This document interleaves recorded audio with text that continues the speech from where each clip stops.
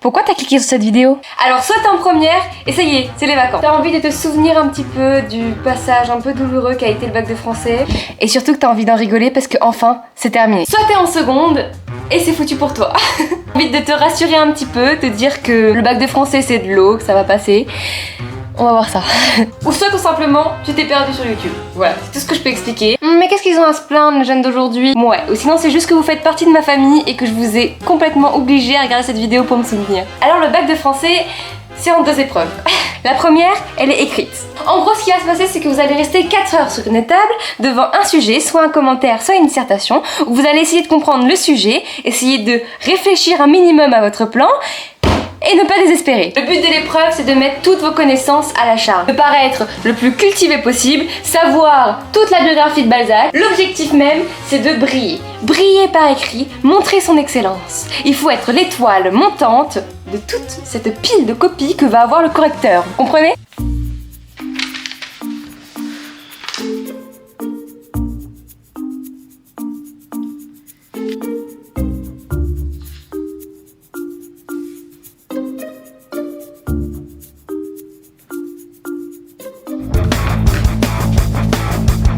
Mais avant que commencent les épreuves, il y a une chose maudite.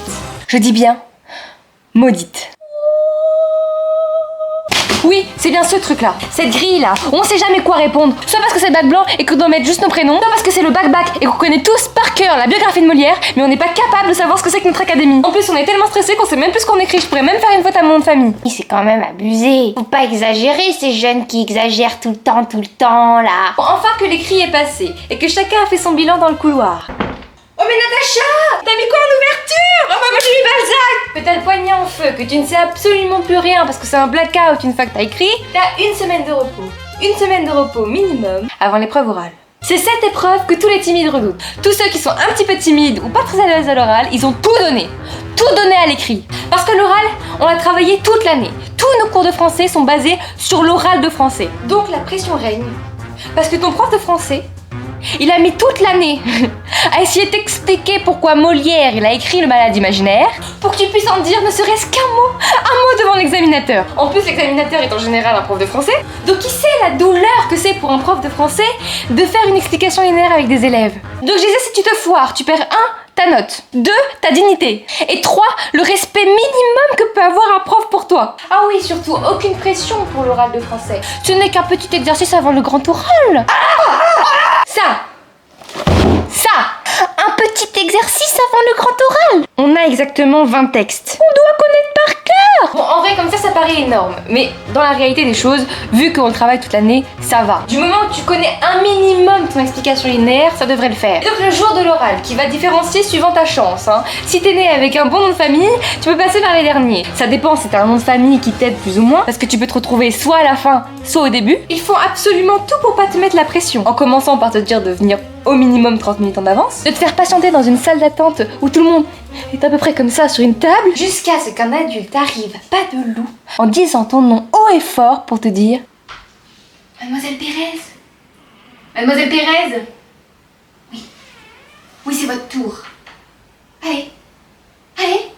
Allez. Donc juste après ça, l'examinateur vient te donner ton texte. Avec un peu de chance, c'est celui que t'as bien travaillé. Juste un petit conseil. Sur les 20 textes, je vous le dis droit dans les yeux, sur les 20 textes, je pose mes lunettes.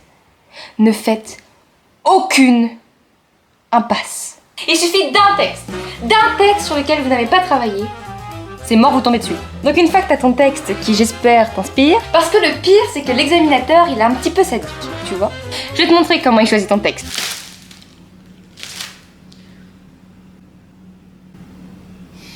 L'ami de Baudelaire. Vous aimez, n'est-ce pas?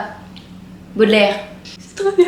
Donc s'ensuit 30 minutes de préparation où tu pleures devant ta copie. Les 19 autres textes que t'as appris, tu dois les oublier. Balzac, Molière, Verlaine, tout. Ensuite vient le moment de l'entretien. Et là, tout dépend du correcteur. Parce qu'on a beau être le mec le plus à l'aise à l'oral, il y a parfois des examinateurs qui aiment te déstabiliser un petit peu.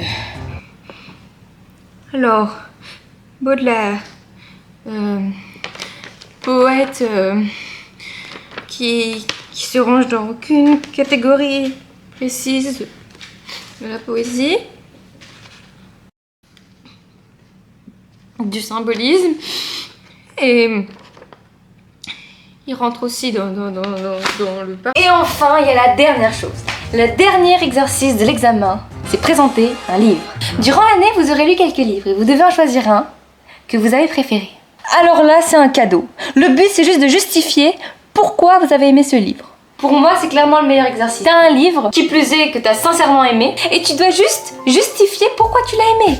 Donc il faut gagner des points ici. Là, il faut jouer de ses charmes, mettre tous ses atouts en valeur, et lâcher plein de choses du style moi ce que j'ai adoré chez Camus, c'est vraiment le minimalisme des phrases. Vous savez, on baigne en plein moment de l'existentialisme, alors il y a une réflexion qui est quand même très profonde dans l'étranger. Bref, pour faire simple, le but du bac de français, c'est de briller. Que ce soit à l'écrit ou à l'oral, mettez toutes vos connaissances, absolument tout. Vraiment, le but du bac de français, en tout cas pour moi, c'est de passer un bon moment avec la littérature.